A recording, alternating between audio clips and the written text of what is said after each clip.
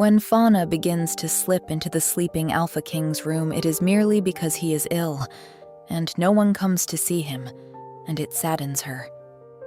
She does not think for a second she'll end up confessing her love to him, nor that he will hear every word of it. The first night, she just so happens to be passing by when she notices the guards posted at his door are asleep. He is only a few meters away, and her chest tightens with a longing so fierce it aches. Mere meters, and Fauna just happens to be here, at the 1 hour of the one night when no one is watching. When does that ever happen? Never. That is when.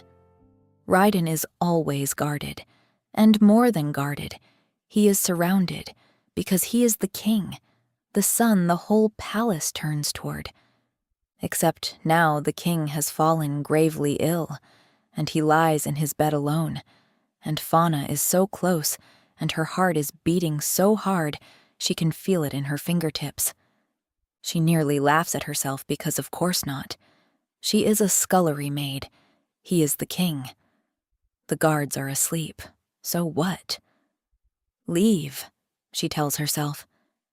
She does not leave. Her feet will not carry her away from him. They have never been able to, not really. So why would they now, when there is no one between them but sleeping guards, and when Rylan is sick and alone? It came on him a week ago, the sickness. He had gone to his bed one evening in good health, strong as he ever was, and in the morning he had not woken, and he had not stirred since. And no one sat with him, and that keeps Fauna awake at night.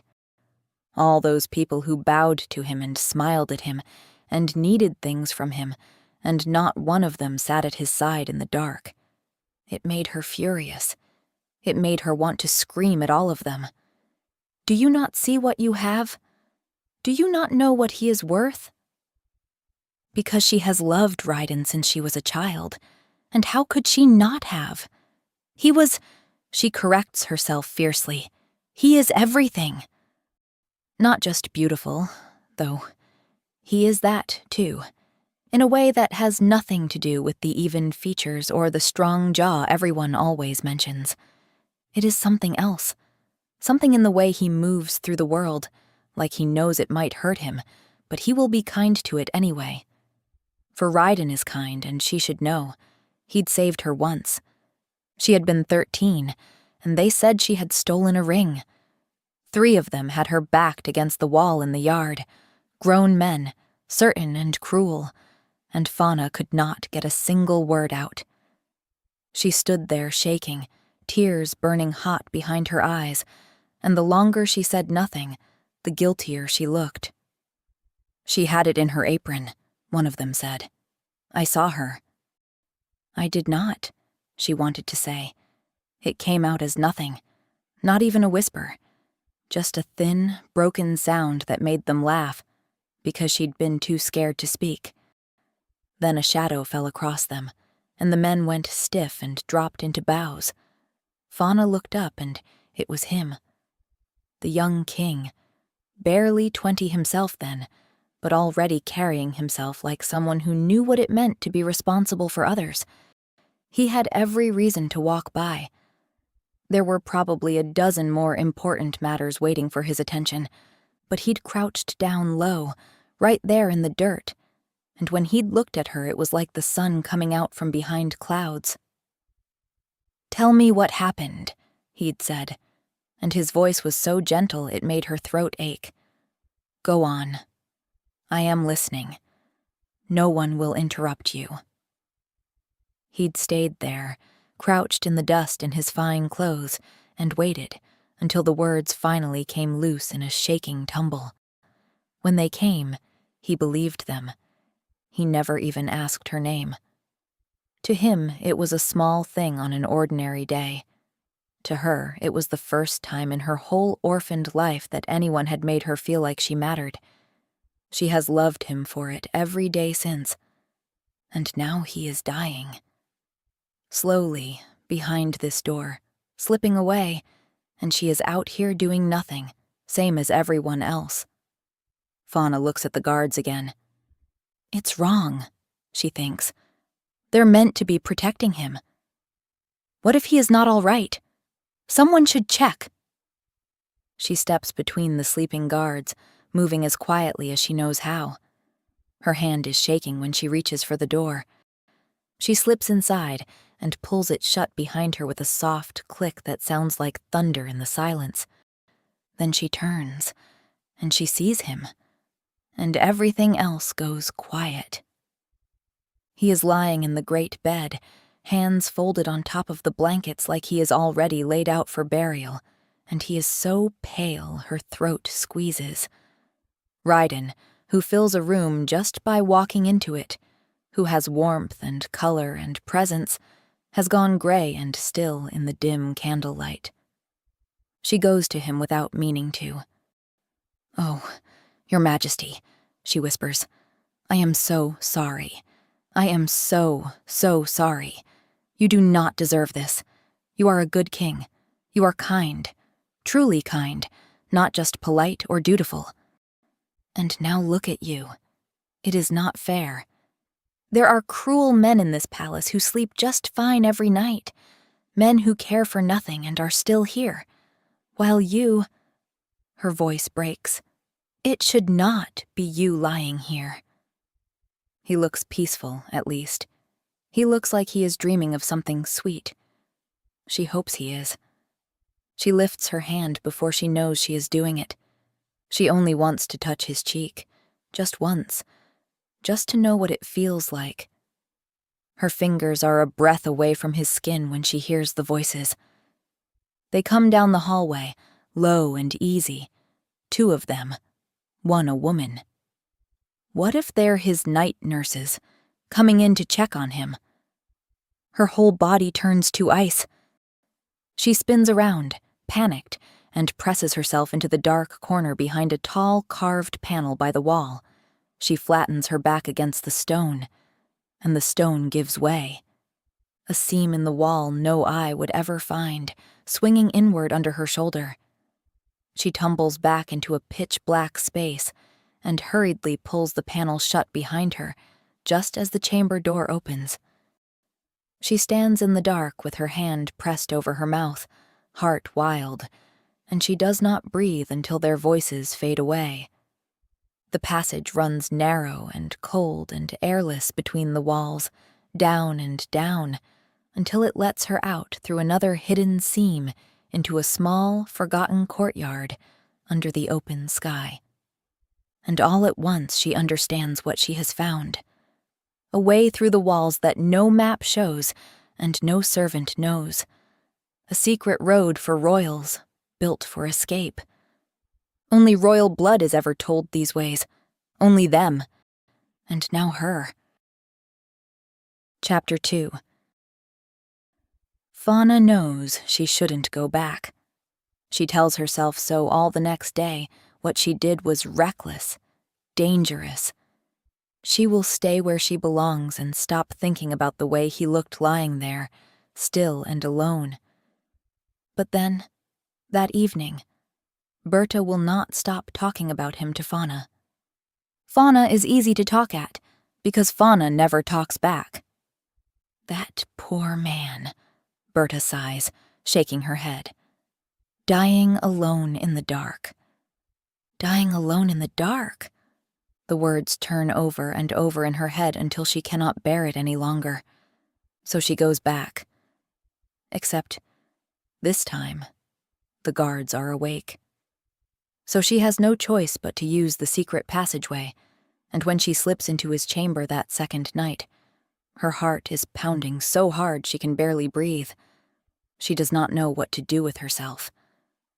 She sits on the little stool she drags close to the bed, and she twists her hands in her lap and feels foolish. But the next day, she brings a book. "I thought I might read to you if that's all right, Your Majesty," she whispers, cheeks burning. "It is a silly story, but I have loved it since I was small, and I thought, perhaps you might like to hear it." And she reads to him, low and soft by the single candle. She comes back the next night, and the next. She stops bringing the book after the first week because she has found she would rather talk to him. The healer from the coast arrives on Thursday, she tells him one night. They say he cured a sleeping sickness in a village near the sea. Everyone has such hope for it. She tells him the court misses him. "They love you, your people," she whispers. "You should hear how they talk about you." She grows bolder as the nights pass. "You have to wake up," she says one night. "People miss you. The whole kingdom is holding its breath waiting for you. What are they all going to do without their king?" She swallows hard and adds, "What am I going to do?" The next day, she is carrying linens past the healer's room when she hears his name through the gap in the door and stops. "At this rate, Rylan will never wake," the healer is saying. "And he will not last much longer, I am sorry to say. He is an alpha, and that is the only reason he has lasted at all. But he is fading." "Surely there is something we could try," comes an answering voice, urgent. Rylan's beta. She recognizes it. Sir Alistair. "No, I am sorry," the healer sighs. "In the coming days, we will lose him. Perhaps tonight." The linens slip from her hands. She does not remember picking them up again. Because he is dying. He might die tonight. She cannot let that happen. She cannot. She waits for the palace to sleep, and it is the longest waiting of her life. The instant she dares, she goes. She half runs the passage in the dark, her breath coming hard and fast. When she stumbles out into Rylan's chamber, her eyes are already burning with unshed tears. She sinks down at the edge of the bed, and she takes his hand in both of hers. "Please do not go," she whispers. "Please. I know I have no right to ask you for anything. I know I am no one. But please, She takes a shaking breath. "I love you." The words hang in the air. "I love you, Rylan," she continues. "I have loved you since I was 13 years old, since the moment you crouched down in the dirt." Her voice shakes, but she does not stop. "I love you because your whole face changes when you smile. Because when you can't sleep, you visit the stables and talk to the horses like they're old friends." She presses his cool hand between both of hers. "I love how joy is something you choose, even when things are hard. How you give it away freely, like you have an endless supply." She lifts his hand and presses it to her cheek. "I love how you are good because you choose to be every single day, even when no one is watching, especially when no one is watching." Her voice drops to a whisper. "You are patient. You are thoughtful.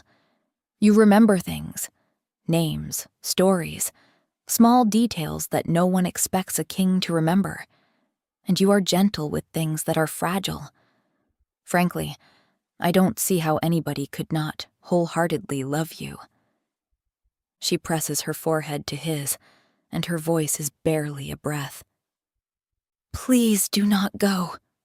Please. The world needs you. We all need you." She stops abruptly, pulls back. She just heard a sound and Fauna's heart stops dead, because the sound is coming from behind the wall. In the passage, her passage, the one no one else knows. She barely has time to dodge behind curtains when the hidden door swings open and a figure steps through into the candlelight. A man, dressed head to foot in black, a hood pulled low over his face. He moves without a sound straight to the king's bed and draws a small vial from inside his coat. Her heart clenches. He leans over the king, tips his chin down with one gloved thumb, and holds the vial above those parted lips. "Goodbye, Your Majesty," the man murmurs. He is going to poison him, Fauna realizes. She does not think at all. Her hand closes on the heavy candlestick on the shelf beside her, and she flings it across the room with everything in her at the man in black, while screaming at the top of her lungs, "Help! Help! The king is being attacked!" The candlestick cracks against the man's shoulder. The vial jerks in his grip and liquid splashes onto the sheets, onto the floor, and the man rears back, wheeling toward her. For one frozen heartbeat, she is staring into the black hollow where his face should be, and her blood turns to ice. She sees two eyes glowing gold. Then, beyond the chamber doors, boots, shouting, the whole palace waking at once. The man bolts back through the open passage. "Oh, no, you don't," Fauna exclaims, running after him. She knows it is madness even as she throws herself into the black passage, the door closing back behind her. But if she can only see where the man goes, Rylan will be safe. That is all that matters. Finally, she bursts out into the little forgotten courtyard under the cold stars and... empty. The man is gone. However he did it, whatever way he knew that she does not, there is nothing left of him but the dark. And then, closer now, boots. Lights swinging over the far side of the courtyard as guards pour out into the night, searching. Searching, she understands with a lurch of pure terror, for whoever attacked the king. She suddenly understands she's an utter and complete fool. The assassin is gone, and here she stands, a scullery maid, out of her bed in the dead of night, in the very courtyard the attacker fled into. Her hands go numb. If they find her here, they will not thank her. They will think she was helping the assassin. Or worse, they will think it was her. She melts back into the shadow of the wall, pressing herself into the same darkness that has hidden her all her life, and she makes herself small and still and invisible, the way she knows how to be better than anyone. The guards sweep the courtyard with their lamps. They do not find her. Chapter 3. Fauna does not sleep. She lies rigid until the gray light comes, turning it over and over. The man in black, the vial, the hood swinging toward her, and beneath it all, the question that tightens with every hour. What now?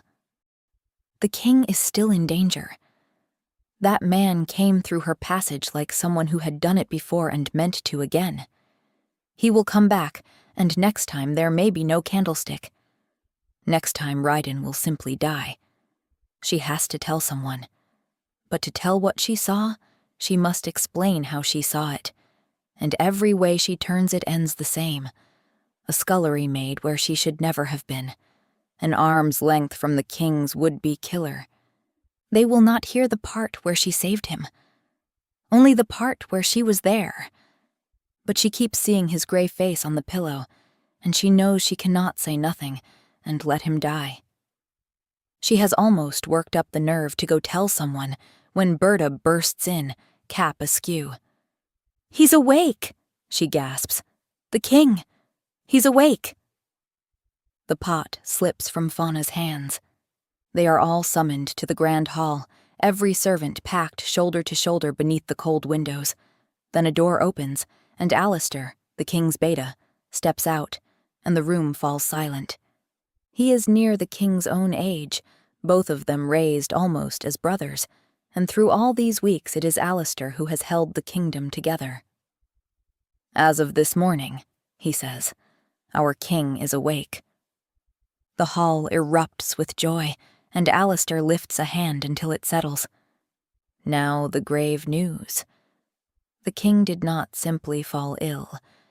He believes someone tried to take his life. The gasp goes through the crowd like wind through wheat.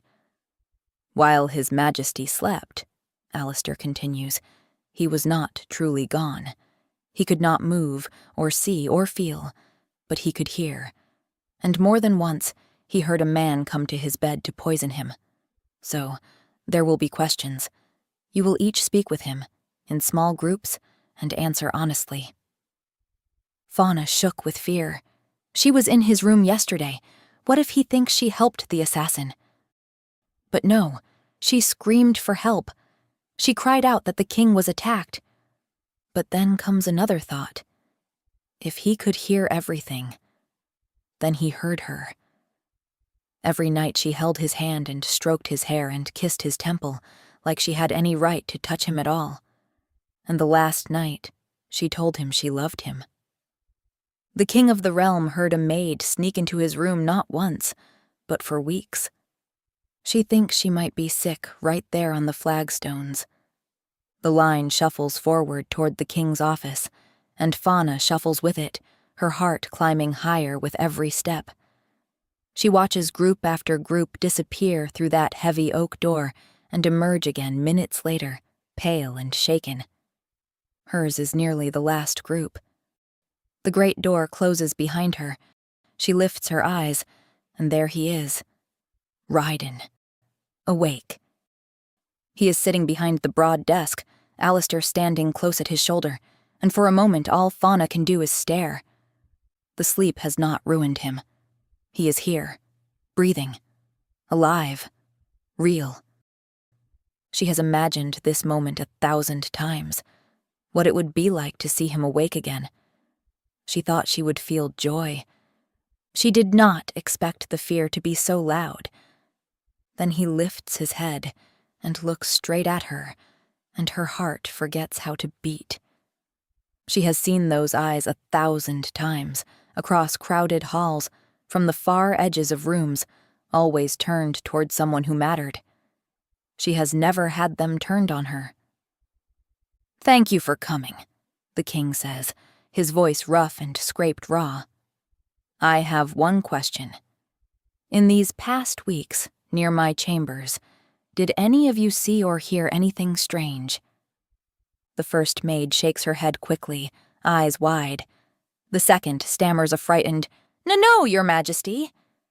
"Think carefully," Alistair says, and his voice is gentler than the king's, warm and coaxing.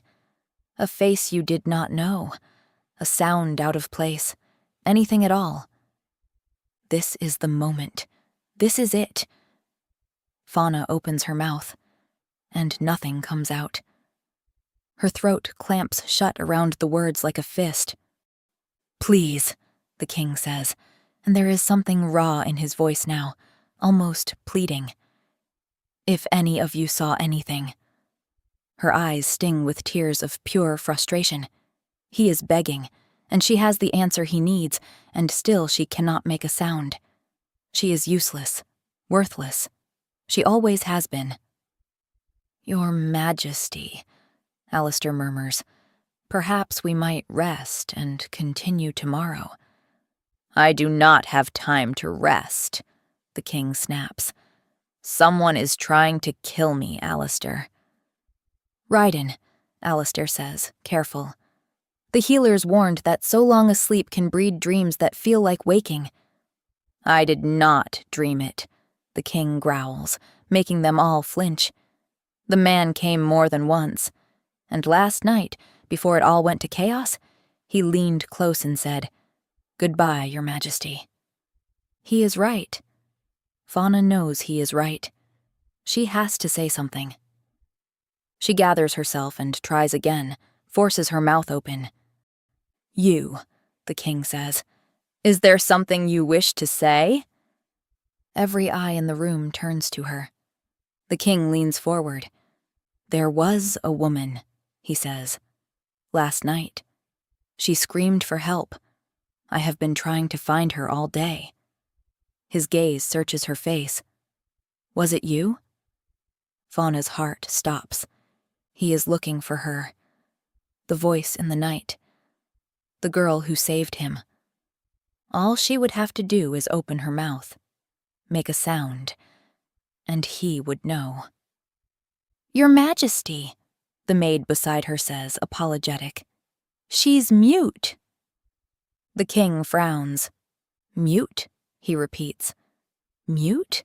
Fauna thinks, realizing what a true wallflower she must be for people to think her mute. "Can you speak at all?" the king asks gently. There it is. Because she can't make herself speak, he's going to think she has nothing to say. But wait, she thinks. She cannot speak, but she can show him. She can tell him what he needs to know and avoid revealing her shameful secret. She makes a small writing motion in the air, holding his eyes. "You can write?" His brow draws down, then sharper. "And you know something." She nods hard. "Bring paper," the king says. "Quickly." She takes the pen in an unsteady hand and writes. "Last night I saw a man, all in black, a hood over his face. He was running away." "Where?" the king says. She beckons and leads them down in the courtyard, pointing to the seam from which the assassin, and she thought they don't need to know that, went through. The king stares, Alistair at his elbow. "You saw him come through here?" he asks. She nods. "And did you see where he went after?" She shakes her head. "Your Majesty," Alistair says, not unkindly. "Perhaps she saw someone, but how can we be sure that was even the assassin?" For one instant the king's pale eyes lift to hers and hold them. Then it is gone. He sways, lifts a hand to his brow. "Yes," he sighs. "She might have simply seen a shadow in the dark and made a murderer of him. Perhaps I did dream some of it. I am so very tired." "We will continue with the questions tomorrow," Alistair says, an arm around him. "You may all go." He turns the king gently toward the inner door, and Rylan goes, bowed and spent. Fauna is left standing by the wall, horrified. She held it right in front of him, and she could not make him believe it, because she could not make herself speak. And so there is nothing left to do but watch the man she loves walk away, certain now that he only dreamed it all, that no one is coming for him. When someone is, and she is the only soul alive who knows it. Chapter 4. Fauna stares up into the dark of the maids' quarters, the other girls breathing slow and even around her. Rylan is not safe. The assassin is still out there, still knows the passage, still means to finish what he started, and the king does not even know to be afraid. Because of her, she has to fix it. She has to find a way to make him believe, and there is only one way left. She has to tell him she was the woman in the room, which means telling him she is also the girl who told him she loved him. Her whole body goes hot with shame just thinking it. But shame is a small price. Shame will not kill him. She is about to get up when a hand closes over her mouth and her whole body seizes. She thrashes, a scream trapped behind the fingers pressed to her lips. "Quiet," a voice breathes against her ear. "It's all right. Come with me." And she goes still, because she knows that voice. She would know that voice anywhere. She has listened to it her whole life from the far corners of rooms. The hand eases off her mouth. In the dark, she can only make out the shape of him, tall, cloaked, a finger raised to his lips. Fauna, heart in her throat, slips out of her cot and follows. He leads her silently through the sleeping palace, down a servant's stair, to a small unused room where a single candle already burns. And then, Rylan pushes back his hood. Fauna presses her back to the closed door and stares at him, certain she is dreaming. He looks better than he did this afternoon, or perhaps it is only that here, alone, close, without a court to perform for, he seems more himself. The candlelight catches the sharp line of his jaw, the tired set of his shoulders, the blue of his eyes gone dark and serious in the low light. "Forgive me for scaring you," he says quietly, "but I couldn't risk you crying out and anyone knowing I'd come for you at all." He studies her face. "You're frightened." "I'm sorry." She shakes her head quickly. "You're not scared?" A faint, tired smile touches his mouth, and it does something to her knees. "Good." He takes a breath, and when he speaks again, his voice is low and certain. "I know. Someone tried to kill me," he says quietly. "And I know you saw him. I never doubted it." His jaw tightens. "But I cannot hunt him. My senses have not come back to me, not fully. I haven't regained my scent, and by the time it returns, his trail will be long cold, if he ever left one. Which means that not only can I not be sure of his face, I cannot track him." He steps a little closer, and her breath catches. "And I cannot trust anyone," he goes on, low. "Someone in this palace wants me dead. And it could be anyone." Something bleak crosses his face.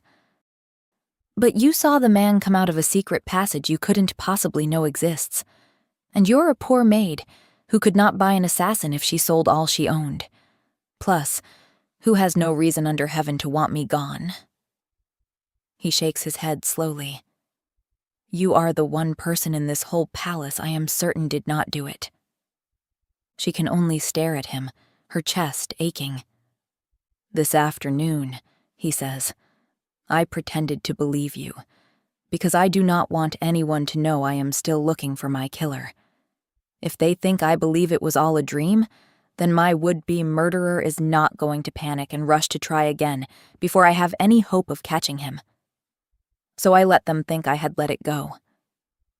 He holds her eyes. "In any case," he says, "I need your help." She points at herself again. "Me?" "You," he says, and a wry smile tugs at his mouth. "People do not notice you. You are mute, and from what I have heard, half my household could not tell me your name, though you have lived here all your life. They will speak freely in front of you, because they will forget you are there." Fauna feels her cheeks go hot, and something must show in her face, because his own falls at once. "Oh," he says, "I'm sorry. I did not mean to offend." She shakes her head fast. "No. No, I did not offend you," he asks.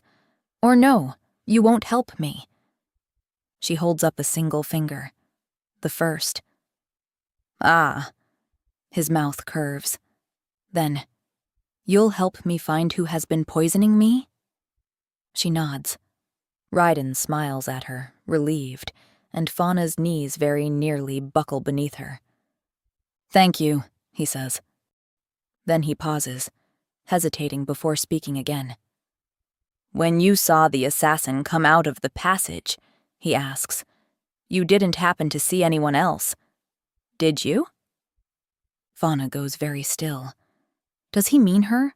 The woman he heard? She hesitates but shakes her head. "Right," he says, and something in him dims, just slightly, before he masks it. The thought sits cold in Fauna's chest. But what good would the truth do him? He does not need the woman to catch his killer. Telling him she was there by his bedside would not save his life. It would only make her small in his eyes, in a pitiful way. No. Better to leave that girl in the dark, where she belongs. Better to focus on what actually matters. Helping him. So Fauna holds his gaze and says nothing, and lets the woman stay a mystery.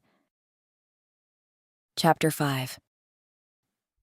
The first time Rylan meets her at the tavern, Fauna stops dead in the doorway and stares. It's unreal to see him sitting on a bench in the back corner in a plain brown cloak, hood up, looking enormously pleased with himself. "No one will ever recognize me here," he tells her, grinning. Fauna gives him a long, dubious look. In her opinion, he is simply too beautiful not to stand out, and any woman with sight is going to look at him twice and then a third time. But he does not notice her doubt, because he is too busy gaping around the tavern with wide, delighted eyes. She kicks him under the table. Ow! He startles so hard she has to bite down on a laugh. What was that for? He asks, plaintive. She tries to tell him with her hands, gives up, and reaches for the scrap of paper he brought and a stub of charcoal. If you gape at everything like a fish out of water, you're going to attract attention, she writes. He reads it, and a beat too late she realizes that was rather a rude thing to write to a king. But then he laughs, out loud, head back, a real laugh. All right, he concedes. I get it. It is only that I am not used to going about in taverns doing whatever I please. You don't say, she tells him with her eyes, and he laughs again. Here's the plan, he says, lowering his voice at last. By day, you watch, you listen, and every 2 or 3 nights we meet here, away from the palace, where no one will think of listening on us. You tell me everything you saw. He taps the paper. You write it down. Then it goes into the fire. So, that is what they do. By day, Fauna scrubs discreetly and listens without issue, because no one ever once thinks to lower their voice around her, and every 2nd or 3rd night she slips out to the tavern in the low town to find the king already waiting in that ridiculous brown cloak to read about what she's seen. You are certain that's everything? He asks, every time. Remember, there is no detail too small. The first few nights she nods, dutiful. Then, a week in, she simply gives him a look. Right. He grins, sheepish. You'd have written it. Sorry. They make no progress at all. She notices nothing that helps, and neither does he, and after a few nights of this and a few bottles of wine, which she pointedly does not help him drink, he grows loudly, cheerfully despairing. All of my food has to be tasted now, he complains, too loud, so that she has to make a small, flatten your voice motion with her hand. And not only that, he continues, lowering it barely. Every room I enter has to be searched first. Can you imagine? That is no way to live at all. She raises a brow. And yet you're alive, it says. It is only that I do not understand it, he goes on, refilling his cup. Why anybody would want me dead. I do not think I have wronged anyone, not truly. He frowns into the wine. I try very hard to be liked, you understand. It is rather the whole job. He looks up at her suddenly. What reason could someone have to kill me, do you think? Fauna considers him. Then she writes, Talking too much? He reads it and snorts. Do you know, he says, delighted, this is the only place in the world I feel at ease anymore? Here, away from the palace, with you. She blinks, surprised, and points at herself. Yes, you, he says, smiling. Then the smile fades a little. The truth is, I always thought I was well liked. But people don't really like me, do they? They have to make it look as though they do because I am the king. And at least one of the faces smiling at me is planning my murder. And even the ones who are not, well, he shrugs. Perhaps half of them quietly hate me too. Without thinking, Fauna reaches across the table and lays her hand over his, stilling it on the cup. Color rises along his cheekbones, faint in the firelight. Probably the wine, she thinks. I'm sorry, he says, clearing his throat. I'm being terribly rude, rambling on about myself. You must have places to be. Friends waiting. She smiles, shakes her head, and writes, Believe it or not, people don't notice much someone who doesn't speak. He looks at the note for a long moment. Then he looks at her, looking almost sad. Well, he says at last, with sudden forced brightness, I think this calls for another bottle. Absolutely not, she writes, and takes the wine out of his reach, and he laughs and lets her.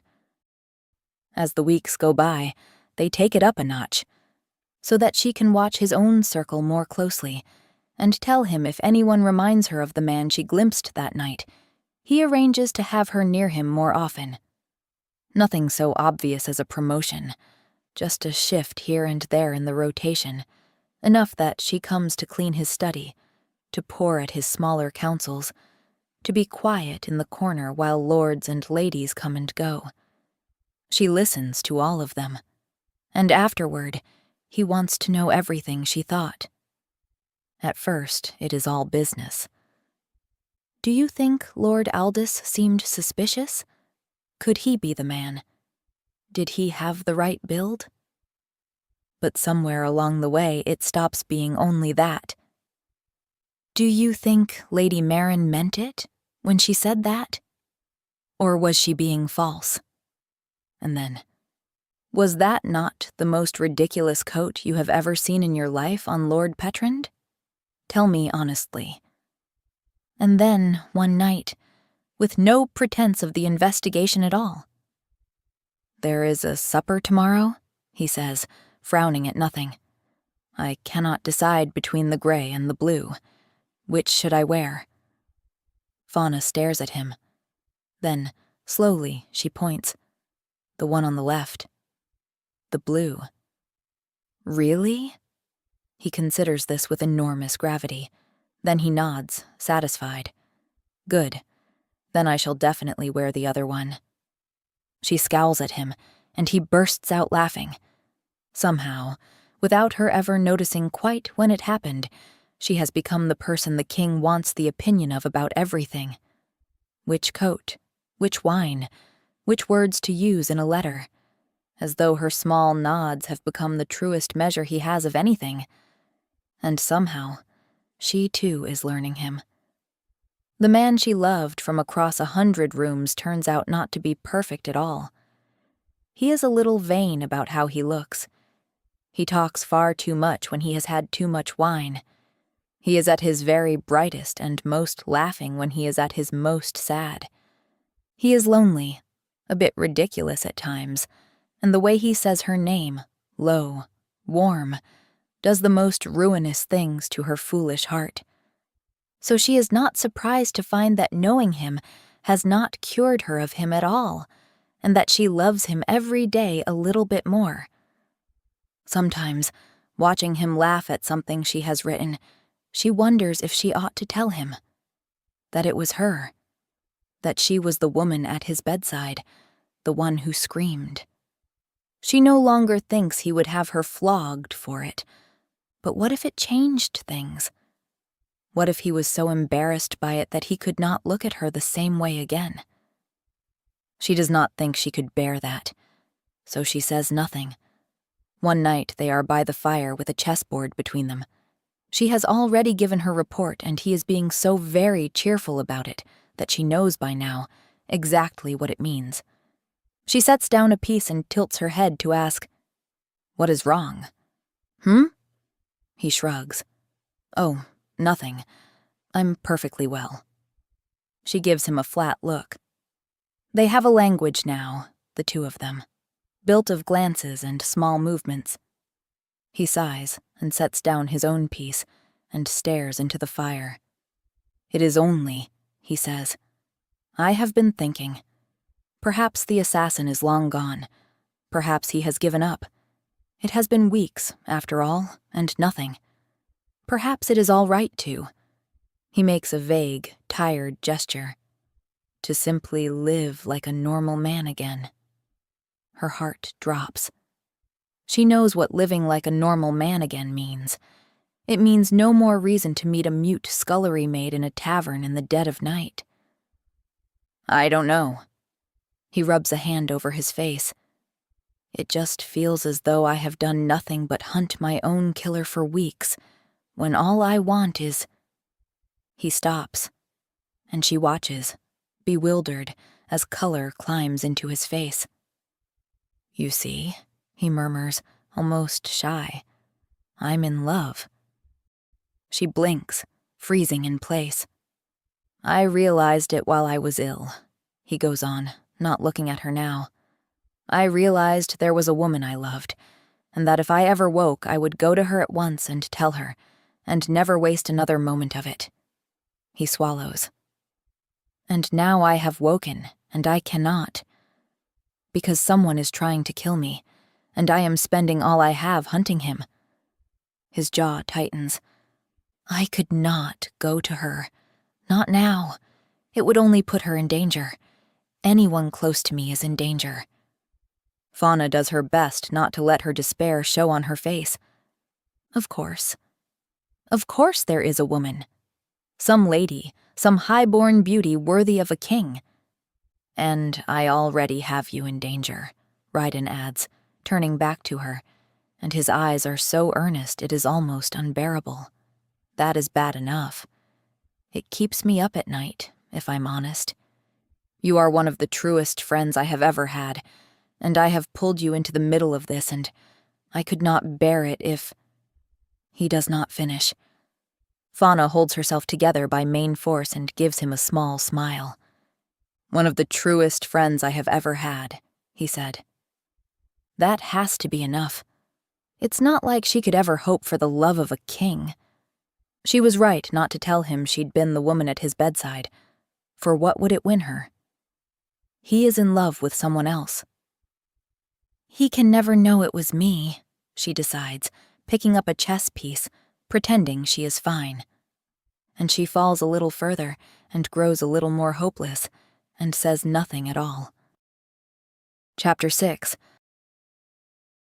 Fauna is halfway through wrapping a bolt of blue thread around her fingers when a cook presses a list into her hand and tells her to take it to market. It's unusual, but Fauna is only too happy to oblige, glad of an excuse to be out from under the palace roof for an hour. The market is loud and bright and crowded, as it always is at midday, stalls packed tightly. Fauna has no trouble locating the stalls she needs to complete her list, and as she is paying, her eye catches a tall man in a plain, dark cloak moving slowly through the crowd. The sight of Alistair, the king's beta, here in the market, cloaked like a common man, is odd. What is he doing out here? She wonders. She is still puzzling over it when his gaze sweeps past her, stops, and comes back. "Fauna," he says, coming toward her. "Forgive me. I didn't expect to see a familiar face out here." It is Fauna's turn to be surprised. She wasn't aware that the king's beta knew her by name. He glances around, then tips his head toward a quieter gap between the stalls, and with little choice, she follows obediently. "I am glad of the chance, truthfully," he says, once they are away from the worst of the noise. "I have been meaning to speak with you. It seems His Majesty trusts you a great deal, which is why I'd like to ask for your help." Fauna frowns, intrigued. "I am worried for him," Alistair says, his brow creasing. "He will not accept protection. You know how he is. He will not be made a prisoner in his own house," he says, "and every day that passes without another attempt on his life, he grows more convinced there will not be one." He shakes his head. "I do not share his confidence. I have found a man, the finest guard in the realm. A wolf, quick, silent, exactly what the Alpha needs at his side day and night for protection. And Rylan will not have him." Fauna's chest tightens. Alistair is voicing the exact fears that have kept her awake most nights. She finds herself nodding in agreement. "You have his ear in a way I no longer do," Alistair says. "If you were to tell him it would be wise for someone strong to watch over him, day and night, I think he would listen." She hesitates, but not because she doesn't think it's a bad idea. She just isn't sure Rylan will actually listen. But Alistair must take her hesitation for something else, because he adds, "He's actually right here, if you would like to meet him yourself," and lifts a hand. A figure detaches itself from the crowd and approaches, tall, quiet on his feet in a way that makes Fauna think, absurdly, of a cat crossing a room. He inclines his head to her, the barest courtesy. "My lady," he says. 2 words, utterly ordinary and unremarkable. But Fauna's whole body goes cold at once, from the crown of her head to the soles of her feet, because she knows that voice. She has heard it in the dark, low and certain, leaning over a sleeping king with a vial in its hand. "Goodbye, your majesty," it had said. The market keeps moving around her. Somewhere a woman is laughing over a basket of apples. A cartwheel is creaking, and Fauna stands very still and understands, sickeningly, that the bodyguard is the assassin. She glances quickly at Alistair.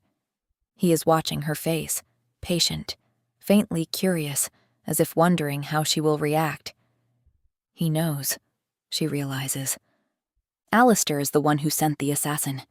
And now, he wants her help convincing Rylan to let him stay by his side so he can strike again. Fauna does not let any of it show. She has spent her whole life making her face into a wall, and she makes it one now. She nods, as if to say, "Consider it done." And Alistair beams and thanks her, and then she leaves, trying to keep her pace unhurried. She cannot show fear, or they'll know she's figured it out. But the moment she is swallowed by the crowd, Fauna moves quickly. She cuts between a fishmonger's stall and doubles back the way no one would think to follow. She has to get to the king. She has to warn him. Now she has a head start. She needs to find a way back to the homestead quickly, and then a hand closes around her arm. There is no time to scream, no time to do anything at all before something cold and sharp presses into her side, hidden from view, but well felt. "Walk," the assassin says pleasantly, his mouth close to her ear as though making some private joke between friends. "Quietly and to the back, and you'll be fine. Make a sound, and I'll open you up right here." She would have screamed anyway if she could. If the sound would have come out. It won't. Her whole chest heaves with the effort of it, and nothing comes out. Fear makes her quiet. It has made her quiet all her life. So she walks. He keeps the knife close and his voice closer, steering her with a hand light on her elbow. "You were there," he says, conversationally, "the night I came for him. I marked your scent at once, and I have wondered about you ever since." A small, considering pause. "But then, you were supposedly mute. So for a while, I wasn't sure. Now, we both know the truth, don't we?" He prodded the knife sharply against her belly, eliciting a squeak from her, and he chuckled. "That is why you were sent to market today," he says, almost gently, "and why I happened to be here. To see whether the mute little maid would know my voice." His fingers tighten just slightly on her arm. "And you did. Your fear spiked the moment you heard it. I could smell it on you. You have been very good at hiding, but it was a matter of time before you gave yourself away." He walks her out past the last stalls, into a narrow gap between 2 buildings. "We can't risk you finally telling the king you were there that night. You understand," the assassin says. "Alistair thinks he's half convinced him now that this was all in his head. He won't let me strike again until he's sure the king doesn't suspect a thing. And I don't get paid until he's dead, so no hard feelings?" The last thing Fauna sees before the cloth comes down over her mouth and a bitter scent floods into her lungs is a strip of ordinary blue sky above the rooftops, going soft and gray and very far away. Then nothing. Chapter 7. Fauna wakes slowly, and the first thing she understands is that she's paralyzed. She tries to move, and nothing happens. She tries to turn her head, to lift a hand, but nothing. She is awake, She's managed to open her eyes, but somehow, that is it. The irony is not lost on her. She has spent months pretending to be voiceless. Now she knows how it really feels. It takes her a moment to gather her whereabouts through the panic. Above her, the curve of dark wood. Beyond that, a low gray sky bleeding toward dusk. The steady rocking beneath her is unmistakable. A boat.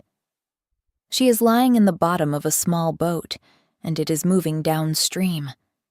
And seated near the stern, one hand easy on the tiller like he's out for a pleasure cruise, is the assassin. "You're awake," he says cheerfully, noticing her eyes tracking him. "Good. I was starting to worry you'd miss the whole thing. The drug will wear off in time, although," he laughs, light and easy, like he's sharing a joke with a friend. "Come to think of it, probably not in time for you to move again." She lies there, heart hammering against ribs that will not expand properly, and thinks, because it is the only thing left she can do. The assassin has chosen the river for obvious reasons. A wolf can follow a scent across a city, through a market, down any road she might have run. But water takes a scent and pulls it apart, scatters it into nothing, leaves no trail for a shifter to track. He hasn't taken her by the roads because roads can be followed, which means he doesn't want Rylan to find her, which means he wants her to disappear. The realization slots into place with a cold, sick clarity. A body knifed in an alley is a murder, something worth investigating. But a maid who slipped and drowned on her way to market. No one would investigate her death even if she was to be found. And it is only then, lying frozen in the bottom of the boat with water lapping at the boards beneath her, that true horror closes its fist around her throat. If she dies, she cannot warn Rylan. She is the only soul alive who knows this man's face, who saw him in the king's chamber, who heard Alistair's name fall from his lips. And Alistair is at the palace right now, standing at Rylan's shoulder, pouring him wine, calling him friend. If she drowns here, the truth drowns with her. She has never in her entire life wanted to scream more. The assassin brings the boat in toward the bank, steps out in one smooth motion, light and sure, one boot on the shore, one still braced in the hull. He crouches there, working at something below her line of sight. She hears a small sound of wood giving, a soft, wet rush she cannot place. Then she feels the cold. Water, rising up around her sides, through the bottom of the boat. He has not holed it so it will sink at once. He has done it so it will fill slow and gentle, and doesn't look obviously sabotaged. The assassin straightens on the bank. "Goodbye," he says softly. "It's nothing personal." And he turns to go. The water climbs, cold against her sides. "Move," she screams at herself. Nothing. She thinks of Rylan's face. She holds on to it, holds on tight. Then a huge, dark shape comes out of the dusk and slams into the assassin, and the impact is so violent it carries him clean off the boat. "Fauna!" Rylan. He is here. He came. She sees him hovering like he's afraid she'll shatter if he touches her. His face is wild, eyes too bright. "Are you all right? Fauna, look at me." The boat heaves. The assassin comes up, water streaming off him, and throws himself half over the side. Fauna sees the flash of steel, and the blade punches down into Rylan's thigh, deep. He doesn't even scream. He turns, with the knife still buried in his leg, and hits the man so hard the entire hull shudders beneath them. They grapple, half in the boat and half out of it, a tangle of limbs and snarling rage, and Rylan reaches down and wrenches the blade free of his own flesh with a sound between his teeth, like tearing metal. The assassin laughs, breathless and delighted. "Finally," he pants. "Finally, I get to end you." Ryden recoils for a moment. "It was you," he breathes. Then he throws himself at him like a man possessed. The hull bucks, slews sideways. Black water slops over the sides in great, freezing sheets, climbing her throat, and she cannot move. Ryden's eyes have gone wild, something gold bleeding through the blue like fire through ice. The assassin watches his wounded leg, kicks at it, fast and vicious, and for a few terrible heartbeats they are locked together, straining, the knife between them again. The assassin has both hands on the hilt now, forcing it down toward Ryden's throat. "You should have stayed a king," he says. Soft, trusting. "It was so easy the first time. Your own." Ryden roars, the sound of something breaking loose inside him, and he gets a hand free. Fauna doesn't see exactly what he does. She sees the assassin's face change, hears the knife clatter against wood, as the man is wrenched up and back like a doll and flung, bodily, violently, off the side of the boat. Then nothing. Ryden stands there for a moment, chest heaving. Then he turns, and the wild thing drains out of him all at once. "Fauna!" Hands under her, hauling her up out of the drowning boat, and she is against him, held hard to his chest. "I have you." His voice is shaking, all the savagery burned away to raw, naked fear. "Look at me. You're all right. I have you." She looks at him. It is all she can do. "You were gone," he says, shaking. "I knew it once. The moment you didn't come meet me, I knew." He shakes his head. "My scent has been coming back to me for days, and when I understood you were in danger, gods, it was like the whole world came roaring back at once. I followed you down to the water."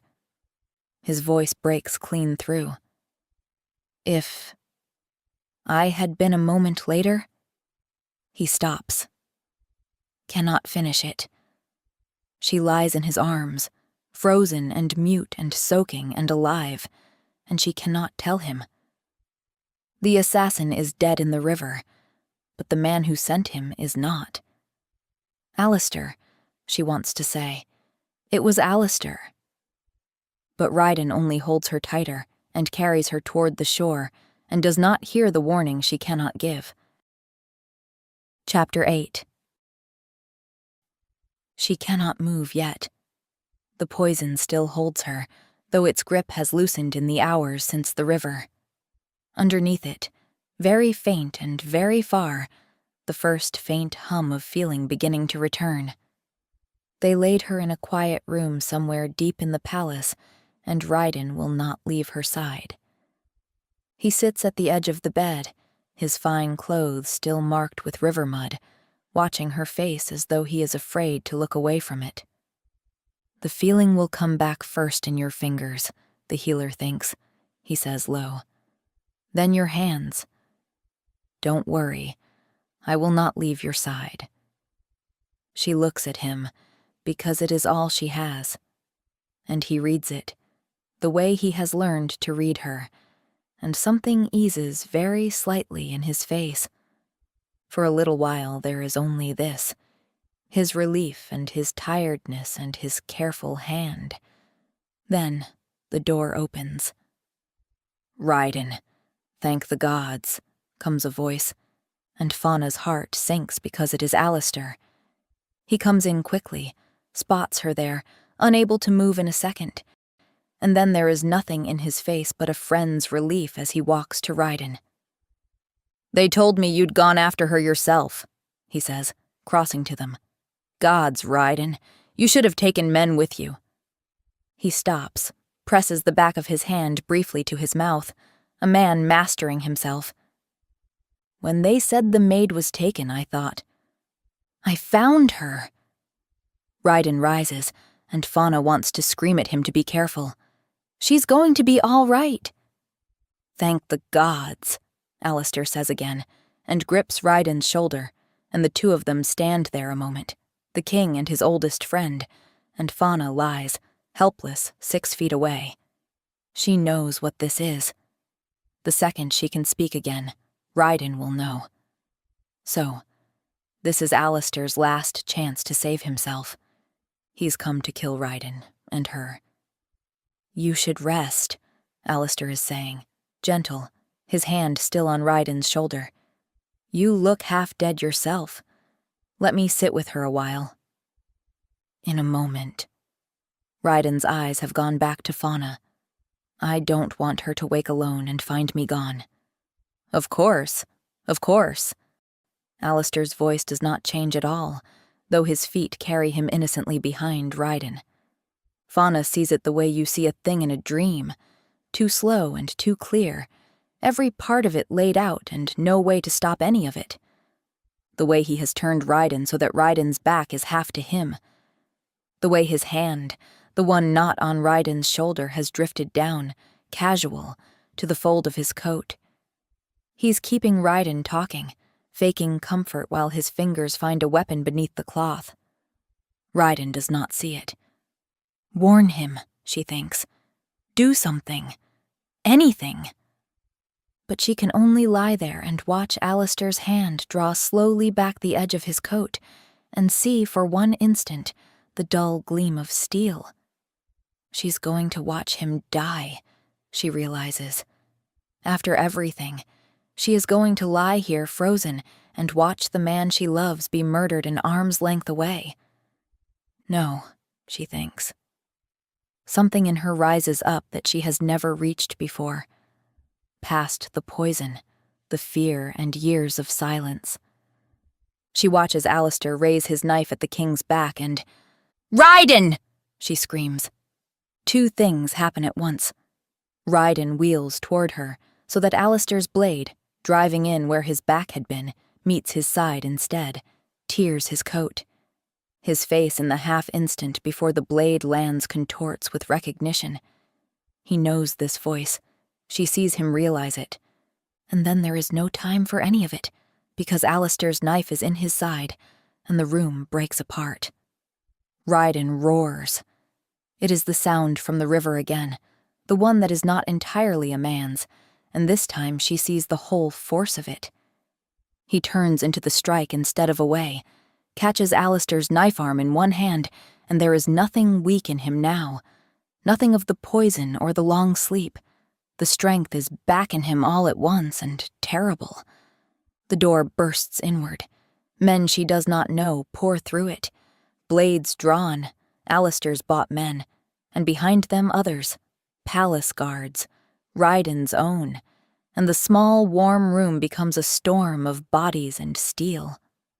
Fauna lies in the middle of it and cannot move and can only watch. But it does not last long. Rylan is fully himself now, king and wolf and alpha, senses roaring back, and the mercenaries falter before him, and his own guards are with him. Alistair is driven back and disarmed and forced down, 2 guards wrenching his arms behind him. You were supposed to die painlessly in your sleep, he tells Rylan. There is no heat in it. It would have been kinder than this, Rylan, truly. You would never have known. Why? Rylan stands over him, his chest heaving. I would have given you anything you asked. Anything. You had only to ask. Anything but the one thing. Alistair's smile thins. The crown was never going to be yours to give, was it? It sat on your head from the moment we were boys. Something bitter and old moves behind his eyes. I held this kingdom together for a month while you slept, and they called it stewardship. A few weeks more, and it would have been mine in truth, and no one would have grieved you longer than a season. He tips his head. You were only ever loved because you were the king.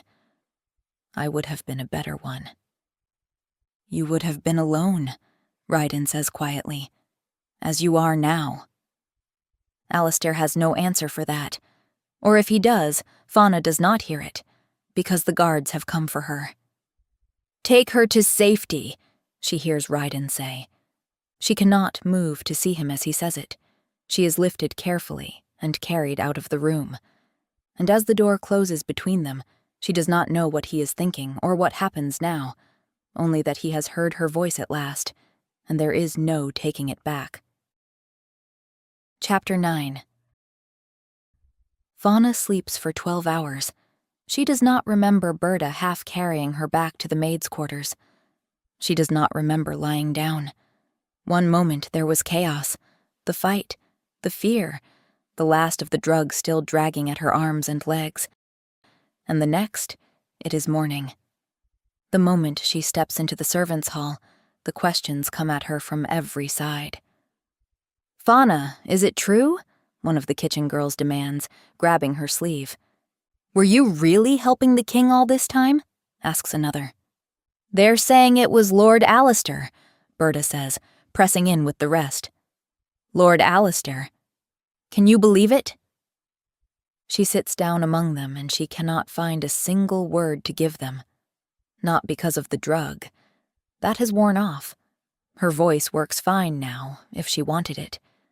Except, she has never quite been able to use it, has she? Not since she was 13 and cornered in that yard, trying to defend herself, and no one believed her. That was the day she learned it was safer to stay quiet, safer to be small, safer to say nothing at all and let the world forget she was there. Only one person had ever believed her that day. And now he knows. She had seen it on his face at the very end, through all the noise and the danger. The moment her voice tore out of her. Recognition. He knows she was the woman in the dark. He knows she was the one who sat by his bed, who said all those things. Her shame is so deep, it feels like being sick. The best she can hope for now, she decides, is that no one ever mentions it again. That the king forgets all about her, now that the killer is caught and he is safe. Yes, that would be best. Except, is that really what she wants? For him to forget her? To never make him laugh again? Or listen to him ramble on about some ridiculous lord's coat? Or watch him bend over a chessboard with the tip of his tongue poking out because he is losing and refuses to admit it? That was it, wasn't it? That was what she was really afraid of. He is not going to want any of that now. Of course he isn't. She is a maid and he is a king.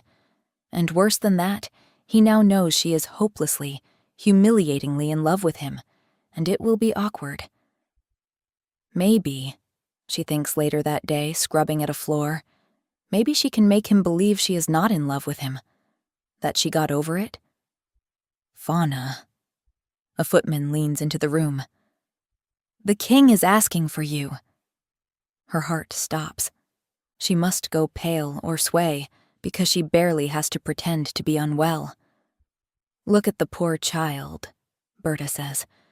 "You go back and tell His Majesty she's unwell and needs her rest." The footman nods and goes, and Fauna sags against Berta with a shaky breath. Time. She has bought herself time. She spends the next days making herself smaller than she has ever been. Twice she hears servants murmuring, "Has anyone seen that maid, Fauna?" the king's been asking, and she slips out of sight. It cannot last forever. She knows that. But she cannot make herself face him. It is the end of a long day, and she is alone in the gardens gathering herbs in the last of the light when, "Fauna," comes his voice. She freezes. Maybe if I don't move, she thinks wildly, he'll go away. "Fauna!"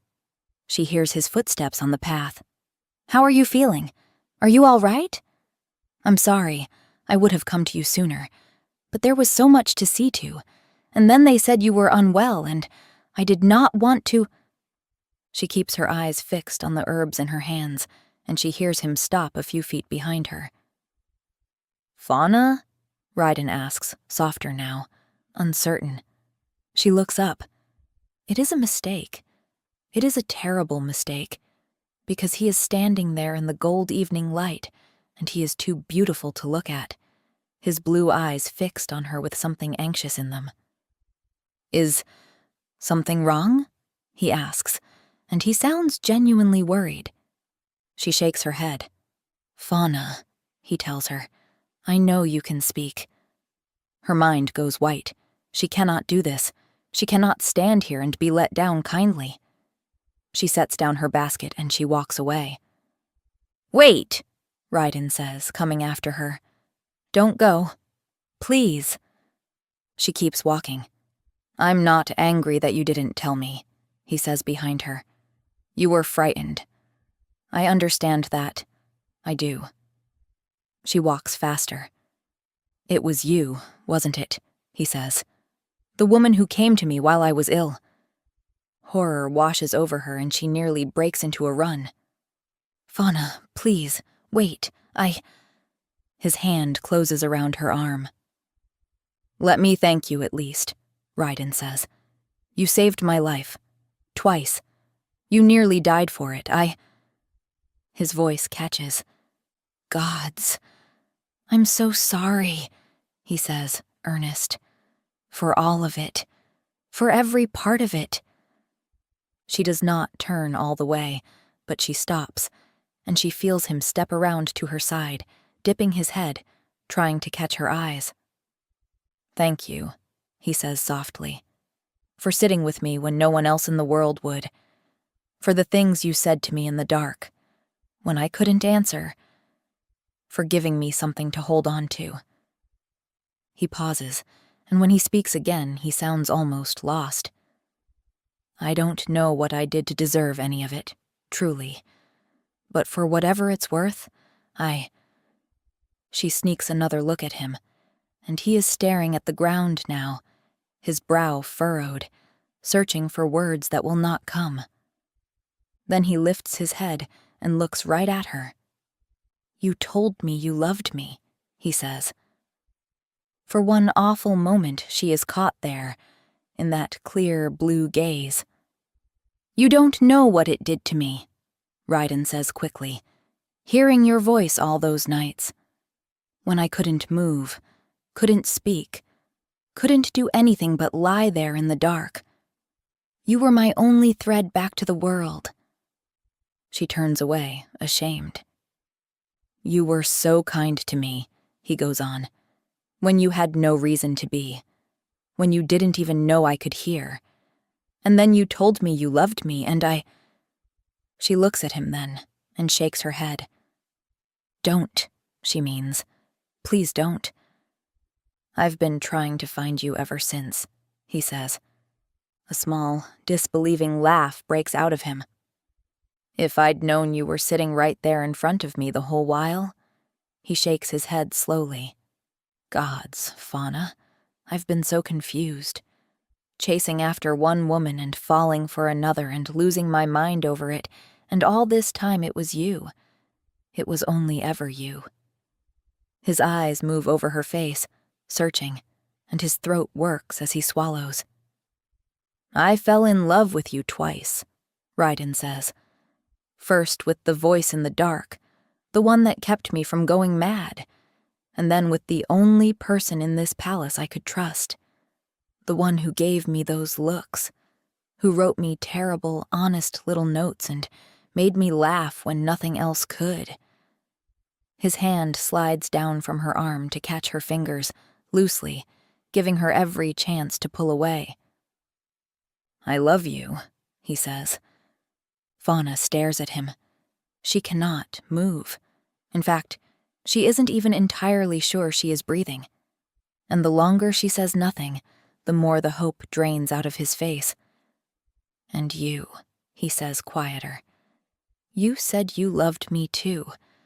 So I thought, perhaps." She only stares, and he gives a small, pained smile that does not reach his eyes. "Though I understand if," he says, faltering. "Perhaps you thought you loved me when you only knew me from far away. And now that you actually know me." He swallows again. "Perhaps you've found I'm not who you imagined. Or perhaps you've simply grown tired of me, after everything. I wouldn't blame you. I wouldn't blame you at all if you... He searches her face and finds nothing. Say something, he says softly. Please. She tries. She truly tries. But her chest is too full, and her throat has closed, and nothing comes. She watches his face fall. Right, Rylan says quietly. Of course. His hand slips from hers. I won't mention it again. Forgive me. I shouldn't have. I only thought... His shoulders sag. I'm sorry, he says. His face is red now, and he glances away. I'll just... And he lets her go, and turns, and walks away. Fauna watches him go, watches the long line of his back, his head bowed, his steps slow and heavy down the path, and slowly it begins to sink in. Everything he just said. He knows it was her. He is not angry. He did not call her a fool. He thanked her. He said he fell in love with her, twice, and he said it looking her right in the eyes, and then he stood there and waited for her to say it back, and she said nothing. Go after him, she tells herself, shaking, more frightened than she has ever been. Go after him, you fool. Go now. For once in your whole life, just say something. Wait. It comes out thin and cracked, half a whisper, but it comes out. Rylan. He stops. For a heartbeat. He just stands there. Then he turns, slowly, and looks at her as she takes a few stumbling steps toward him. He does not say anything. He only watches her face, and whatever he finds there now, it is enough, because then he is moving, closing the distance between them in a few quick strides. I love you, Fauna, he says. She opens her mouth. She wants to say it back so badly it aches, but her tongue ties in knots and the words will not come.